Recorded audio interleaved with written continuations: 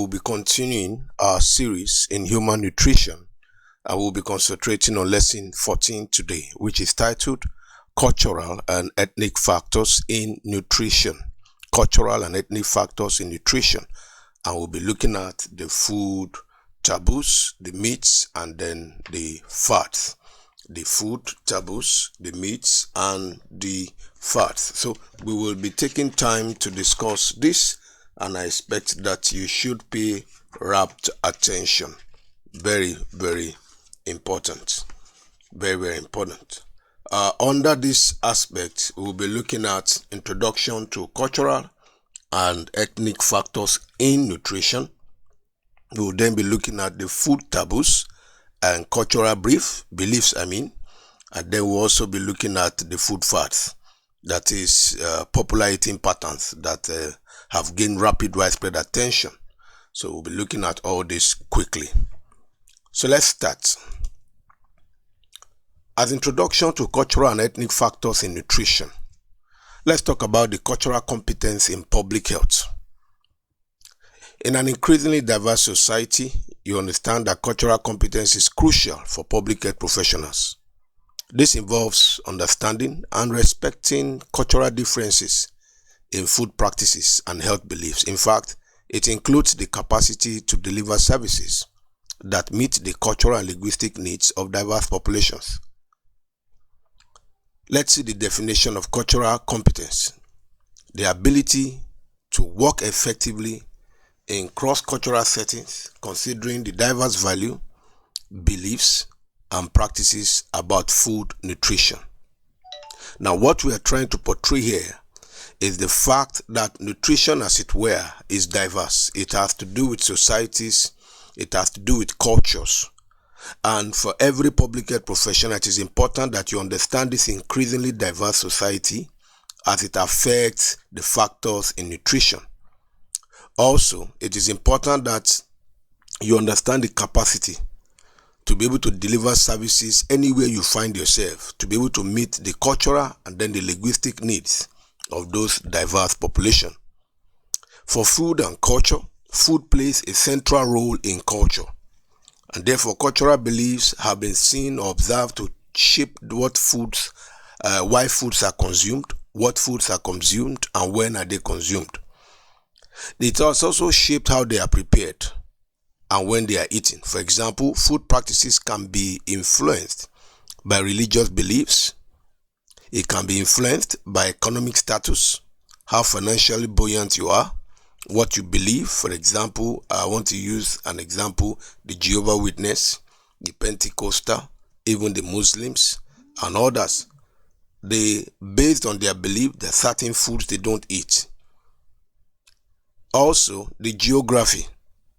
Where you have more water bodies, you have availability of some kind of foods, seafoods, fish, and so on. Where there are no water bodies, this kind of foods will be scarce. And also the historical experiences, which leads to your taboo and your, thou shall not eat this, and we cannot eat that, we must not touch this, and so on, following historical experiences best known to that particular culture. Number 2, food taboos and cultural beliefs. These are prohibitions or restrictions on the consumption of certain foods. And this is often based on the cultural or religious or perhaps the social norms of that, particular domain. Examples: Hinduism, cows are considered sacred. So the consumption of beef is forbidden, very much avoided. In Islam, pork is prohibited. That is meat from the pig. And dietary practices include fasting during Ramadan. So most persons, whether sick or not, during the Ramadan, they try their best, even against medical advice. Sometimes when people are extreme in their religional practice, they will fast, regardless if they are naturally suffering from hypoglycemia, where they are supposed to eat. In Judaism, Jewish dietary laws, known as kosher, prohibit the mixing of dairy and meat, and pork is also avoided. So you see this different religious background as it affects what people eat and what they believe in terms of nutrition. Now, impact on public health, whether you like it or not, these cultural beliefs and food taboos will definitely impact public health. So these taboos can influence nutritional intake, potentially leading to deficiencies if alternative sources of nutrition are not available. Public health strategies should consider these taboos. So as a professional in the making, you find yourself as a nurse in an environment, you find yourself, as a public health official in a particular area, it is important that you understand these dynamics so that you will be able to, provide alternative sources where the original or the main one is not available. So public health strategies should consider these taboos in order to ensure nutritional needs are met without violating cultural beliefs, so that you are not summoned before the king or before the traditional head. It's very important. Now, what are the myths around food? Let's see some common one. Now, many food myths exist, often perpetuated by tradition or misinformation. Now, this can influence dietary habits and also health outcomes. Example, they believe that eating certain foods will cure diseases, such as consuming garlic for heart disease or ginger for nausea, which you hear a lot. So people are told, if you have a heart problem, take a lot of garlic. You see all those promoting videos online that promotes, all these, how will I call it now, alternative medicines. And so you are told, take this, mix that. And when you see a lot of likes, a lot of views, it's believed to be, approved by the common sense, which may not be in the real sense the truth. And so people now tend to consume more of those things because of what they believe, because of what they've seen. Another one is nutritional myth in veterinary medicine. In the context of pet food, myths like meat byproducts are inferior can lead to misconceptions about quality of pet food. So you see some people saying, this meat, by the nature of the products or who made it or the company is inferior. And this can also make the quality of pet food look poor. And this will also bring about selection, and that can bring down even what is quality to become inferior in the eyes of the people. And there are other myths also. You will see some persons will tell you, in my hometown, you do not eat this food in the morning. It's forbidden. You do not eat this food in the evening. It's a bad omen, and so on. So it's important that you have an idea. For example, where I served, far away in the north, we were told of some cultural beliefs as a guide to their food. In fact, one major thing we were told in the camp is you never say no to whenever food is presented before you. And so we had a secret at that time. We always had tetracycline in our pockets. Because the truth is, the people welcome you when you believe in their culture. And so those days when we go out for our the then MDG goal, implementation, as part of our practicals, they present the food to us. We don't say no. What we do is we appeal to them that we've eaten, but we can still eat a little. And so we take 3 or 4 spoons, myself, my friends, and when we are done, we stylishly go in turns to use the toilet, and there we take a tablet of tetracycline immediately to avoid us coming down with, food poisoning. Not that the food is poison, don't get me wrong, you're medical personnel. It could be as a result of reactions, the body not used to those ingredients. So that's what I mean. And so all that put in perspective helped us. We understood the culture, we followed after it, and in the end, before we graduated, before we left the NYC, we got used to the food. And we enjoyed the food, the tuwo shikafa and all that, from franu, I think frunu, or what did they call it? I enjoyed all of them. So that's what we are talking about. You should understand this and understand the alternatives and understand how to go about their beliefs and still achieve what you need to achieve. Now let's see the third one, food fads. Food fads. Now these are popular eating patterns that gain rapid widespread attention. But it may lack scientific support. The people just believe it, but there are no scientific proofs. Often, food fads can lead to short-term weight loss or other quick results, but may be harmful on the long run. You are told you want to gain weight, eat this, eat it steadily every day. You are told if you want to lose weight, take this, take that, mix it with this and that. Yes, you may get result, but then it could harm your body on the long run. An example is the paleo diet. The paleo diet promotes eating like early humans, focusing on meat, fish, fruits, and vegetables, while excluding grains and processed foods. You have juicing, consuming only liquids made from fruits and vegetables, which can lead to nutritional imbalances if followed for long time. And you are told, hey, if you want to lose your weight, don't eat anything with oil. Don't eat carbohydrates, just take fruits. Some even go to the extreme and say you don't eat, just take water in the morning, in the afternoon, you just take little fruit, in the evening, you just take little fruit, and then you sleep. Now this balances, yeah, of course, you would lose weight. Of course, you look emaciating. At the end of the day, it achieves, you have received your result, you've gotten the result. But on the long run, it's dangerous for the health. How about potential health risk? While some food fats may promote healthy eating practices, many are nutritionally incomplete and can result in deficiencies or excessive intake of certain nutrients. Long-term health risk may include cardiovascular problems, kidney issues, or digestive disorders. In the immediate, you won't find that, but on the long run, you will find that happening. Number 4, let's see the impact on health. Now, health disparities, that's number 1. Number 2, cultural sensitivity in public health. So let's see these two under it. Now, different ethnic and cultural groups experience varying health outcomes due to food practices, due to dietary patterns, and due to socioeconomic factors. For instance, African Americans often have a diet rich in fats and low in fiber, which may contribute to high rates of hypertension and diabetes.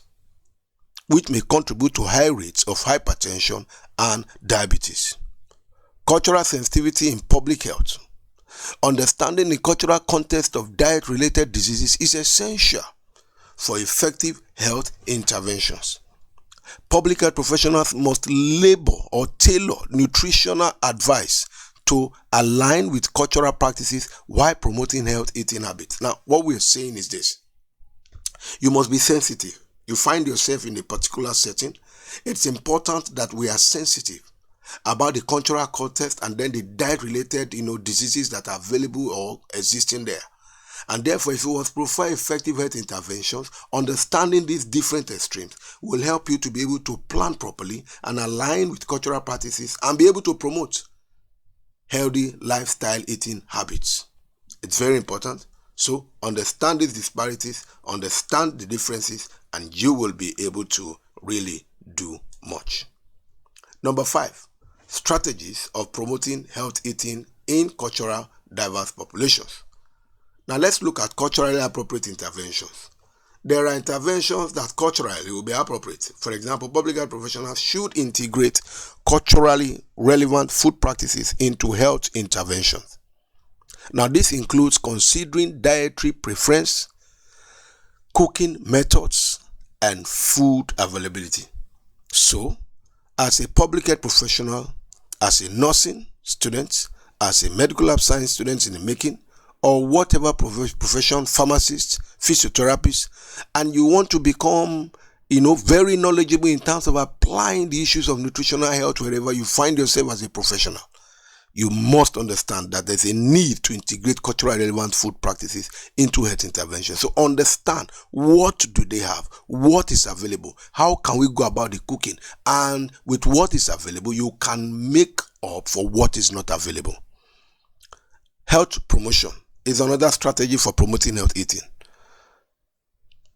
Now, if you want to promote healthy eating, strategies like involving community leaders and using cultural appropriate educational materials can help overcome the resistance to healthy eating practices, because people will still hold on to their culture, and you need to educate them, and you need to involve. To educate them, you need the community leader who best understands his or her people and will be able to talk to them, and then you can now put flyers available so that whatever has been said, they don't forget and go about it the wrong way. They can read, they can share. For those who didn't make up for the meeting, when that listens to everybody and looks at the flyer and is able to understand what is written in the educational material, it will help them all to resist and to be able to overcome any form of resistance to healthy eating practices. Now, what are examples of cultural competence? Nutritional programs generally is aimed at, improving the population. So an example is this. A nutritional program that is aimed at Hispanic population may definitely involve, or will usually involve, adapting traditional food practices. Because you can't come and be telling them with what is available in the country you come from. No, you have to look at that particular locality, adapt to their traditional food practices. For example, like preparing low-fat versions of popular dishes, because that's what they are used to. They don't believe in the high-fat versions, and so you should learn how to prepare the low-fat versions of popular dishes rather than completely changing the food culture and saying, no, this is not good where I come from, or this is a standard. You don't do that. You adapt, you understand, and then you find a way with time to grow the idea. Very important that you understand this. Number 6, before we round up cultural and ethic factors in nutrition, let's see the key exam-prone topics for students. Now, you've learned about this. In cultural competence in nutrition, you need to understand the definition, importance, and application of cultural competence in public health settings. This particular discussion is key, and you definitely find it in your exam. So, what is the potential exam question here? You could be asked, how does cultural competence influence the delivery of nutritional services to minority groups? You're expected to answer that. In terms of food taboos and their impact on nutrition, you should be able to explain how cultural and religious taboos affect dietary patterns and health. And so a question could be discussed how food taboos may lead to nutritional deficiencies in different ethnic groups. Now, in terms of food fads, you need to identify and critically evaluate food fads and their potential risk to long-term health. With this, we have come to an end with this particular discussion on lesson that we've taken, that's lesson 14. These are the references, but remember, take your notes, ask your questions on this particular lesson on the Google Classroom. Ask the question just beneath it, and it will be attended to. Secondly, ensure that you provide the summary of what you have learned for this video. I like to go through it, I like to read it, and I hope that you prepare also using your textbook to read more. I'll see you in the next class. Thank you.